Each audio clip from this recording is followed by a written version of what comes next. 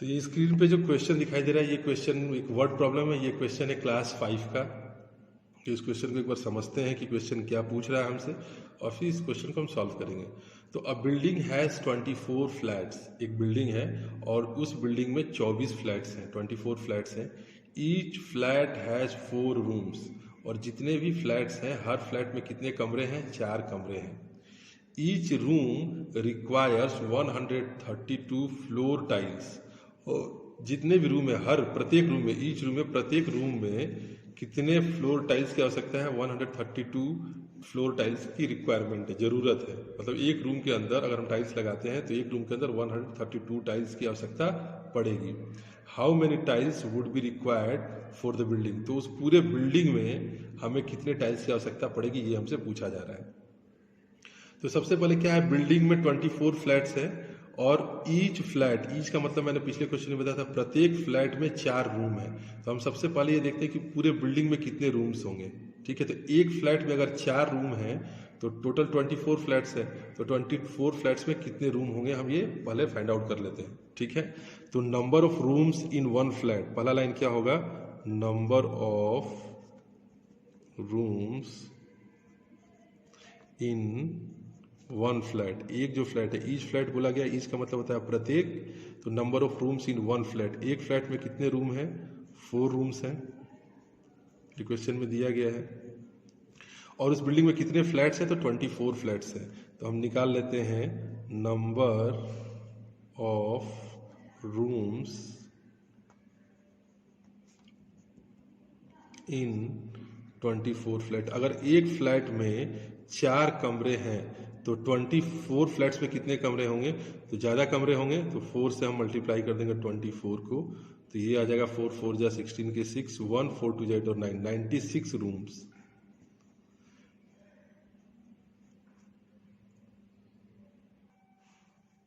तो number of rooms कितने हो गए? 96। तो उस पूरे बिल्डिंग में कितने रूम थे? उस टोटल बिल्डिंग में 24 फ्लैट्स थे और 24 फ्लैट्स में कितने कमरे हो गए? 96 कमरे हो गए, 96 रूम हो गए। अब आगे क्वेश्चन में बोला गया each room requires 132 floor tiles. ठीक है, तो एक रूम में कितने फ्लोर्स, कितने टाइल्स चाहिए हमको? एक रूम के लिए हमें 132 टाइल्स चाहिए। तो हमें निकालना है कि हमारे पास अगर 96 रूम्स हैं तो हमें कितने टाइल्स चाहिए। तो नंबर ऑफ टाइल्स, अगला लाइन क्या होगा? Number of tiles, number of floor tiles, number of floor tiles in one room, number of 4 tiles in one room. एक कमरे में कितना टाइल्स चाहिए हमारे को? एक कमरे के लिए हमें 132 टाइल्स चाहिए। Number of floor tiles in one room, एक रूम में कितना टाइल्स की जरूरत है? 132 की। तो फिर हम आगे लिखेंगे नंबर ऑफ, आप लिख लीजिएगा इस तरह से, मैं कॉमा लगा रहा हूँ, नंबर ऑफ फ्लोर टाइल्स इन। अब एक रूम में इतने टाइल्स की आवश्यकता है और हमारे पास टोटल रूम्स कितने हैं? 96 रूम। तो हम देखेंगे कि 96 रूम्स में हमको कितने टाइल्स चाहिए होंगे। तो number of floor tiles in 96 room. तो एक रूम में अगर 132 है, ये एक रूम में 132 टाइल्स की आवश्यकता पड़ रही है, तो 96 रूम में हमें ज़्यादा टाइल्स की आवश्यकता पड़ेगी। तो 96 से अब क्या करेंगे, इसको मल्टीप्लाई कर देंगे। तो अब इसको यहाँ मल्टीप्लाई कर देते हैं, 132 में मल्टीप्लाई करते हैं 96 से, तो कितना हो जाएगा? 6 2 जा 12 के 2 1, 6 3 जा 18 और 1 19 के 9 1, 6 1 जा 6 और 1 7, फिर यहाँ क्रॉस का निशान, फिर 9 2 जा 18 8 1 कैरी हो गया, 9 3 जा 27 27 और 1 28 के 8 2 कैरी हो गया, 9 1 जा 9 और 2 11। इसको ऐड कर देंगे तो ये हो जाएगा 2, यहाँ 7, यहाँ हो जाएगा 6, ये 2 और ये 1। तो फाइनली हम यहाँ पे आंसर निकल जाएगा 12,672। मतलब कि 96 रूम्स के लिए हमें 12,672 फ्लोर टाइल्स की आवश्यकता पड़ेगी। तो यहाँ क्वेश्चन था how many tiles would be required for the building. तो हम यहाँ पे इंग्लिश में अगर लिखना चाहें तो लिख सकते हैं 12,672 tiles would be required would be required for the building। उस बिल्डिंग के लिए हमें 12,672 टाइल्स की आवश्यकता पड़ेगी। तो 12,672 tiles would be required for the building. तो this is the final answer of this question. Going ahead for the next question, see this question.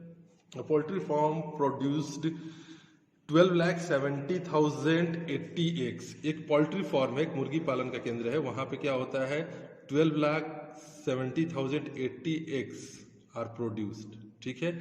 It packs 144 eggs in a box. एक box है, ठीक है, और इस box के अंदर कितने अंडे रखे जाते हैं? ये जो बॉक्स आपको दिखाई दे रहा है, इस बॉक्स के अंदर 144 अंडे रखे जाते हैं।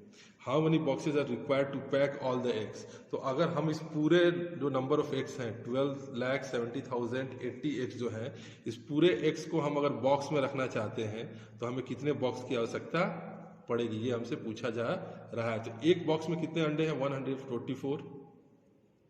तो इतने अंडों को रखने के लिए कितने बॉक्स की आवश्यकता पड़ेगी, ये हमसे पूछा जा रहा है। ठीक है। तो एक बॉक्स में 144 एग्स है, तो हम लैंग्वेज क्या लिखेंगे?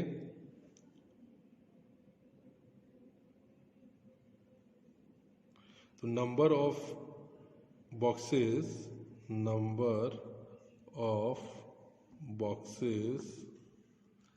रिक्वायर्ड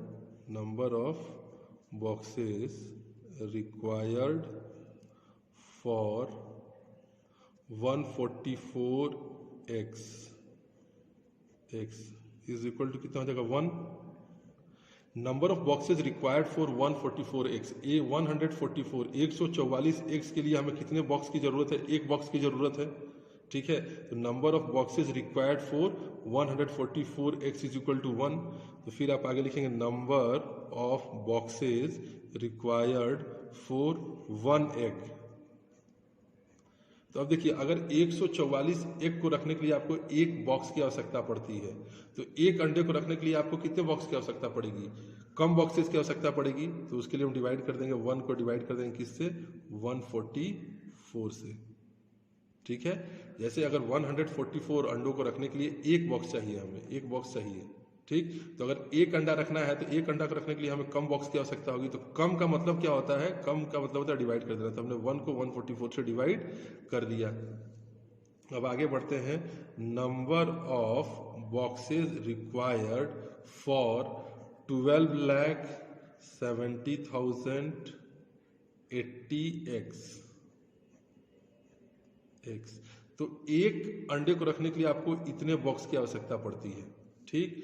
तो इतने सारे अंडों को रखने के लिए 12,70,080 अंडों को रखने के लिए आपको बॉक्स की संख्या, एक अंडे के लिए अगर इतना बॉक्स चाहिए तो 12,70,080 एक्स के लिए हमें ज़्यादा बॉक्स की आवश्यकता होगी। तो इसमें हम क्या करेंगे? इसको मल्टीप्लाई कर देंगे। तो 144 मल्टीप्लाई 12,70,080। हम इसको कट कर देखिए, 12 से नंबर्स कट जाएंगे। 12 से 12 1 जा 12, यहाँ 14 था, 2 बच गया, ये 24 हो गया। 12 2 जा 24। फिर 12 से इसको डिवाइड करते हैं, 12 1 जा 12। अब यहाँ हो गया 7 12 से डिवाइड नहीं होता, एक साथ दो नंबर लेते हैं 70। ठीक है। तो एक साथ जब दो नंबर लेंगे तो हम यहाँ पे 0 लगा देंगे। अब 70 कितने बार में जाएगा 12 के टेबल में? तो 12 5 जा 60। अब यहाँ 70 था, 10 बच गया, तो अगला नंबर बन गया 10 और ये 0 100 हो गया। ठीक है। 12 8 जा 96। तो यहाँ पे 100 था, 96 हो गया, तो 4 बच गया, ये हो गया 48। और 12 4 जा कितना होता है 48, और ये 0 यहाँ उतर जाएगा। तो 12 से हमने कट किया तो इतना आ गया। फिर देखिए 12 से कटेगा, 12 1 जा 12, और फिर 12 से इसको कट करेंगे तो आंसर कितना हो जाएगा 12 8 जा 96। देखिए 105 है यहाँ, तो 12 8 जा 96 हो गया। तो यहाँ कितना बच गया 9, तो ये हो गया 98। फिर 12 8 जा 96, तो 98 था, तो 2 बच गया। फिर ये 2 4 24 हो गया, 12 2 जा 24, और यहाँ हो गया 0। तो हमें कितने बॉक्सेस की आवश्यकता पड़ेगी? हमें जो बॉक्सेस की आवश्यकता पड़ेगी वो होगी 8,820 बॉक्सेस। तो 12,70,080 अंडों को बॉक्स में रखने के लिए हमें कितने बॉक्स की आवश्यकता पड़ेगी? हमें आवश्यकता पड़ेगी 8,820 बॉक्सेस की। ठीक है, तो आप इन सारे क्वेश्चंस को अच्छे से समझना है आपको और अपने कॉपी में बनाना है। साथ ही साथ लगता है कि ये सारे सॉल्यूशंस जो हैं इस कोरोना के टाइम में जब सारे स्कूल्स और कोचिंग बंद हैं, तो अगर ये आंसर्स आपको हेल्प करते हैं तो आप इन क्वेश्चंस को अपने दोस्तों तक शेयर कीजिए, इस वीडियोज़ को शेयर कीजिए कि जो बच्चे घर में बैठे हैं, जो स्टूडेंट्स घर में बैठे हैं और जिनकी पढ़ाई कंटिन्यू नहीं हो पा रही है, वो इन वीडियोज़ के थ्रू अपने पढ़ाई को कंटिन्यू करें। और अगर आपको कोई भी टॉपिक ऐसा जो लगता है कठिन है, जो आप घर पे बैठ के नहीं कर पा रहे हो, तो कमेंट सेक्शन में आप उस टॉपिक को लिख सकते हैं, आप अपने क्वेश्चंस को भेज सकते हैं। मैं कोशिश करूँगा कि जितनी जल्दी हो सके उस टॉपिक से वीडियो बनाऊं, ताकि आप जो घर पे बैठे हैं आपकी पढ़ाई कंटिन्यू होती रहे। See you in the next video.